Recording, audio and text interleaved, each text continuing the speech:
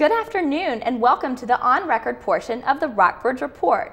I'm Brooke Simmons and joining me today is Ryan Barber, principal of Central Elementary School. Ryan, thanks for joining us today. And tell me a little bit about your background. Where did you go to school? Where are you from? I grew up in Virginia Beach, and I went from Virginia Beach. I graduated from high school there, and I went to Radford University. And I graduated there with a psychology degree and an elementary education degree. And I started teaching, and I was a fourth grade teacher in Prince George County, right outside of Petersburg, Virginia. And I was promoted to an assistant principal in Henrico County. And I also taught third grade in Henrico for a year. In Richmond, I got my master's degree at Virginia Commonwealth University and in administration and supervision. And just recently, within the last, I guess I've been at Central for 6 years, I was promoted to the principalship at Central Elementary here in Lexington. And when were you promoted to principal? It's been 6 years. It was the 2005-2006 school year. Okay. And I know the schools were consolidated last year, Effinger and Central. How were interactions between the children after the consolidation? Wonderful. We have had a really great time. The community and the teachers and the students have been so supportive of our school, and the kids are kids. They get along well with each other. We have a great facility. Our community has been, like I said, very supportive of us, and we have class sizes that are reasonable and a program that works for the kids. So it's been a really good fit and an exciting time for me as the principal and for our entire faculty and staff. And what made you pursue teaching and school administration as a career? Well, I went to school knowing that I wanted to do things with children, and I wanted to work with children, and I always felt like I had a better connection with elementary age children, and I was lucky enough to start out my career in fourth grade, and was a fourth grade teacher and absolutely loved that time. I had some experience in kindergarten and in second grade, and then I was a third grade teacher as well. So I was able to kind of get a feel for elementary school, and when I was looking for a principalship, that's really what I was looking for. I was looking for an elementary school. And what was great in moving from Richmond to this area was I was able to move closer to family, and I was able to be in this great school, and I feel really lucky. Do you have family in the area? I do. My in-laws live in Waynesboro, and I have small children, so it's great to have folks close by to help out. Okay. And take me through a typical day as principal at Central. Well, there's really not a typical day, and I think that's what I really like about it, because you never know what's going to happen. When you're working with people, sometimes they're unpredictable, but sometimes there are things that are pretty predictable. I have the opportunity to go in and see our amazing staff and the great work that they're doing with children. I get to do some observations. I get to meet with families and community members and talk about how to better the learning experience for our students.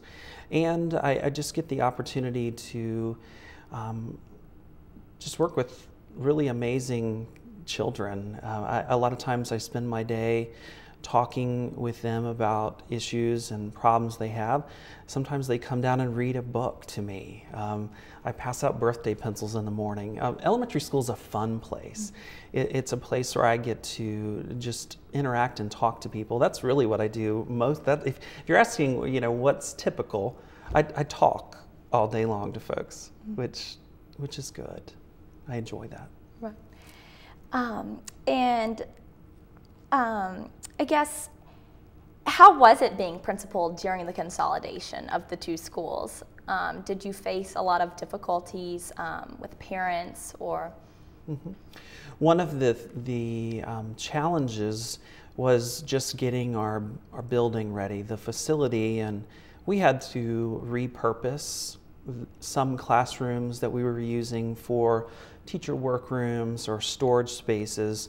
We had to change those into classroom spaces. So that was really a huge challenge.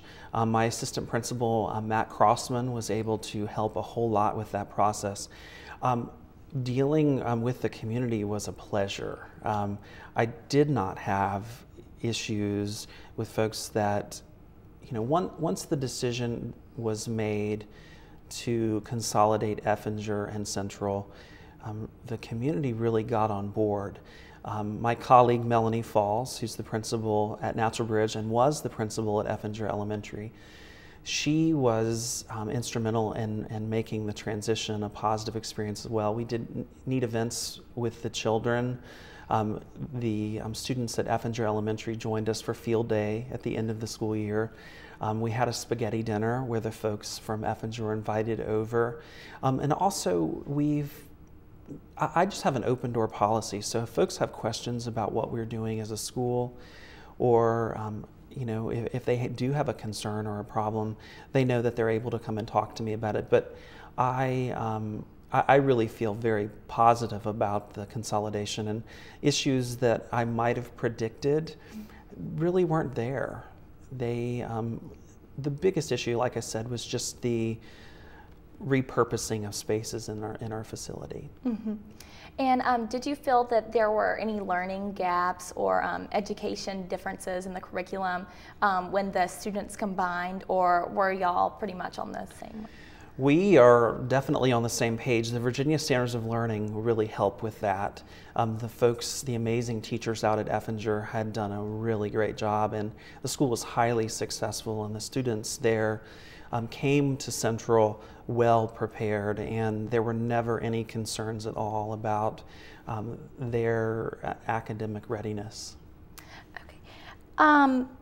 And I understand Central is introducing an after-school program for the students to prepare for the Standards of Learning test. Could you tell me a little bit about that? Sure. We are going on our 5th year of our SOL Academy, and what we do during that time is we take all of the information that the teachers have taught the students throughout the year, and it's basically just a really good review time. And the teachers, what they do is they've prepared fun activities and games and manipulative kind of things that they can do with the children to help them remember all of the facts that they've learned throughout the school year. So just as an opportunity so that the children, when they leave that testing environment, they take the tests online, and when they leave that time, I want them to feel like that the test was easy because they've been so well prepared. And we've been very successful with having the SOL Academy. We feel like that's one of the things that's helped our school be very successful during those testing times. And if you could just run me through a daily schedule of the afternoon program, I guess. What's it like? Sure. Sure. We provide a snack and a drink for every child, and then they have an opportunity to run around and play because they have been in school for over 6 hours. Mm-hmm. So what we do is we give them an opportunity to run around and play during a supervised time. And then after they've had snack, they head on up, and we have 5 teachers that work in the 3rd grade level, 5 in 4th and 5 in 5th. And like I said, they divide up the children into smaller groups and provide those hands-on learning experiences that cover the content, the most important content from each of the core academic areas. Do a lot of students participate in the program? We do. We have a lot of students that participate, almost 100%. So we're looking for over 200 students that will stay starting in mid-April. Wow. And how is the Rockbridge County school system different from any other school system you have worked in? It's different because I was working before I started here in more urban schools, and what's different here is that the schools are community-based, and a lot of times they're the center of the community, and I just have tremendous support here. Not that I didn't have tremendous support in other places that I was. But people call up and they say, you know, we really like what you did, or you know, they'll come and they'll drop by, treats for the teachers. I had an opportunity to meet with some ladies from a local church, and they are going to come in and make treats for the teachers during the time where the SOL testing is going on. And it's just a close-knit community, and folks believe in schools and want schools to be successful, and that makes it so easy to be the principal. Right. And what do you think is most rewarding about your job here? Well, I get to work with an amazing faculty and staff. I have very supportive administrators that are at a school board office that have my back, and I know that they're there to support me and to guide me. Also, the parents and the students, just really great kids, and for the most part, well behaved every single day. And I feel like that I'm in such a great place, and I look forward to being at Central for many years to come. Oh, wow. And as a principal, what do you feel, or what are some of the challenges you face here? Challenges are just having enough time. It's a big job, and finding enough time to get everything done that needs to get done, and to give folks the time that they deserve, and making them feel important. Okay, and well, Ryan, thank you for joining us today. I'm Brooke Simmons, and thank you for joining us on the On Record portion of the Rockbridge Report.